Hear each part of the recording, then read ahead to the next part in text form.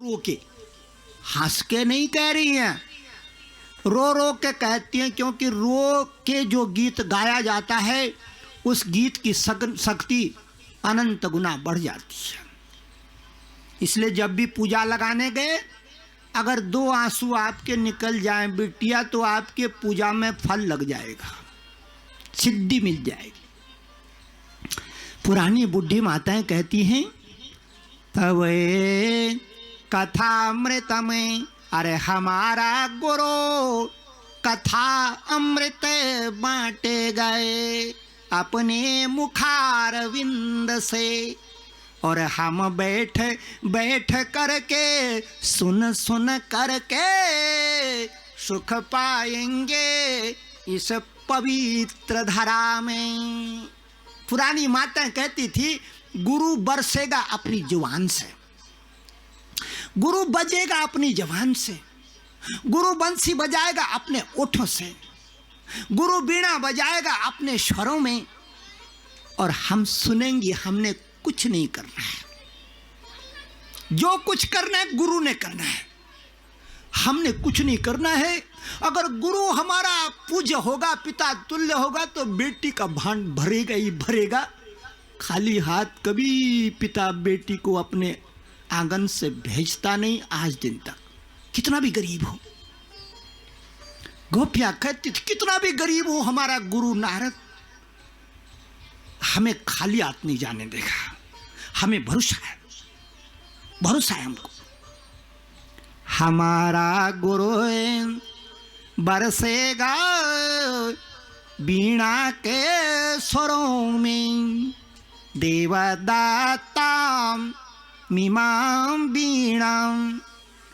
हमारे गुरु के गले में बीणा है, स्वर्ग की, यहाँ की नहीं है, स्वर्ग की बीणा हमारे गुरु के गले में। और जब हमारा गुरु उस बीणा के तारों को छेड़ेगा तो हमारा हृदय में कंपन हो जाएगा। पुरानी देवियां कहती हैं, तब कथामृता में तपता जीवन में। फिर रोने लगी, गीत गा रही है और सुबक सुबक, तब कथामृता में तपता जीवन में, कवि विरीडिता में कलम साप हमें, श्रवण मंगला में। हे गोविंद, हमारा गुरु बरसेगा वाणी के रूप में, बीणा बजाएगा, बंसी बजाएगा, और हम श्रवण कर कर के डूब जाएंगी अमृत पान में। तब कथामृता में तपत जीवनम। हमारा जीवन तप रहा है, सुबह से शाम तक हम अपने घरों में काम करते करते, लोगों की बोलियां सुनते सुनते हमारा हृदय तप गया है, शीतलता नहीं है उसमें।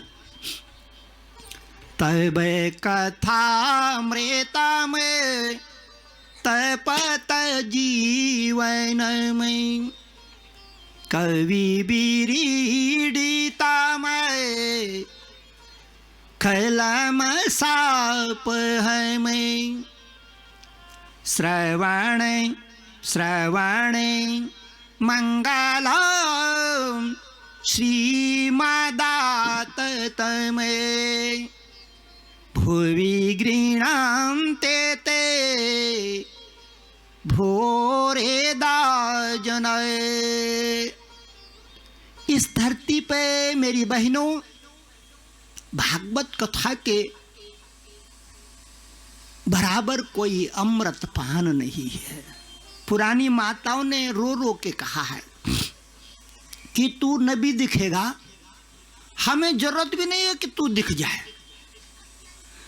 पुरानी माता कहती हमें जरूरत नहीं है, हे गोविंद हे नारायण तू क्षीर सागर में ही रह, लेकिन जब तेरी कथा को हमारा गुरु गाएगा तो तेरे को आना पड़ेगा, तेरे को आना पड़ेगा धरती पे, क्योंकि गुरु बहुत ऊंची चीज है बिटिया।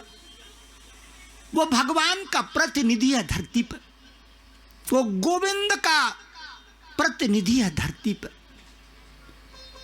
गोपियां गुरु को नमस्कार करके कहती थी हमारा गुरु बुलाएगा, हमारे अंदर तो ताकत है नहीं हमारे इष्ट देवता को।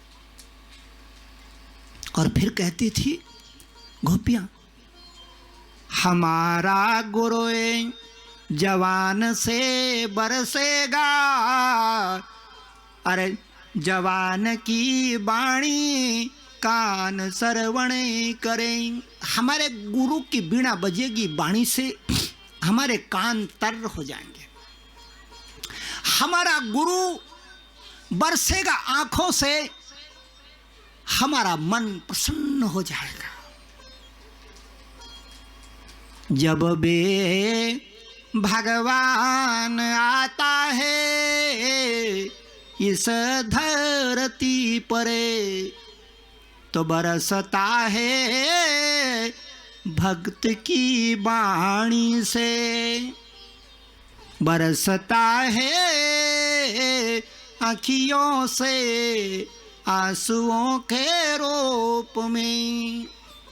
भागवत कहता है कि आंसुओं के बराबर, आंसुओं के बराबर इस धरा में कोई फूल नहीं, कोई पत्ती नहीं। कितना फूल पत्ती चढ़ा दो, आंसुओं के आगे वो पूजा फिक्की हो जाएगी बिटिया। गोपियां कह रही हैं हमारा गुरु बरसेगा आंसुओं के रूप में, हमारा मन तृप्त हो जाएगा। मन आंसुओं की वाणी मन श्रवण करे, और हृदय की वाणी हृदय सुनता है। आत्मा की वाणी आत्मा श्रवण करे, मंथानम अंधरम क्रियत्वा नेत्रम कृत्वा तो वासुकिम। जमावड़ा लगा हुआ देवताओं का, ढोल बज रहा है, नृत्य हो रहा है, और कितने रत्न बिखरे पड़े हैं आंगन में समुद्र के, 14।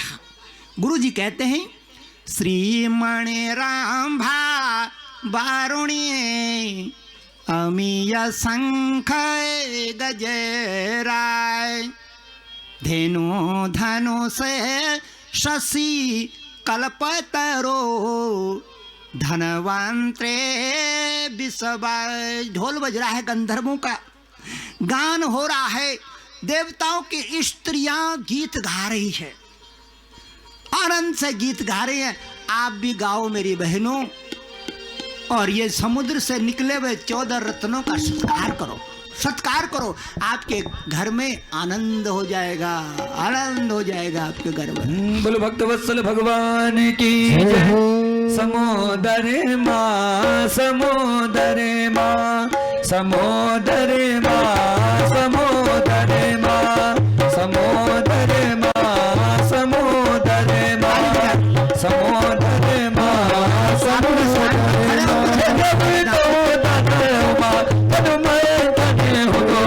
समोदर माँ समोदर माँ मदीरा चल पर्वत सुर सुर लाए समोदर माँ समोदर माँ बासुकी नाग की तेरे बड़े अरे समोदर माँ समोदर माँ मदीरा चल पर्वत को अब भार निठा मिलो समोदर माँ समोदर माँ।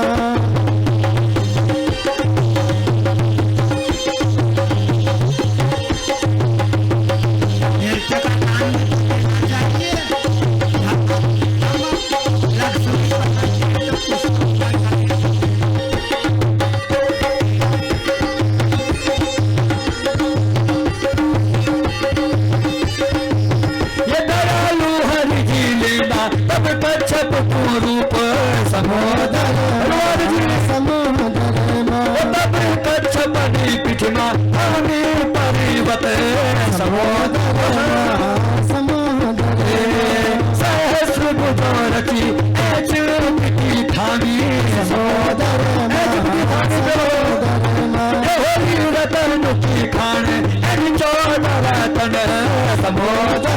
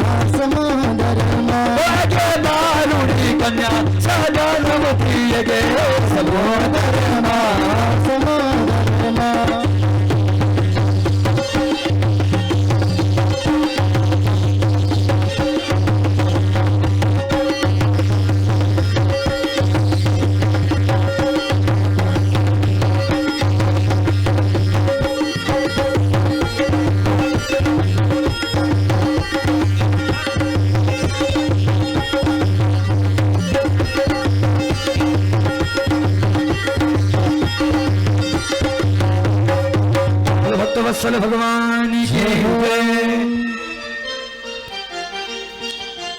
14 रतन समुद्र की देन। मेरी बहनों, भगवान करे आपको भी इस जीवन के लीला में रत्नों का भंडार भर जाए आपके घर में। अब हम उस कथा का वाचन करते हैं जो चौथे दिन का सिरमौर है। चौथा दिन आया, सुखदेव मुनि कथा बांच रहे थे। सुखदेव मुनि कथा बांच रहे हैं और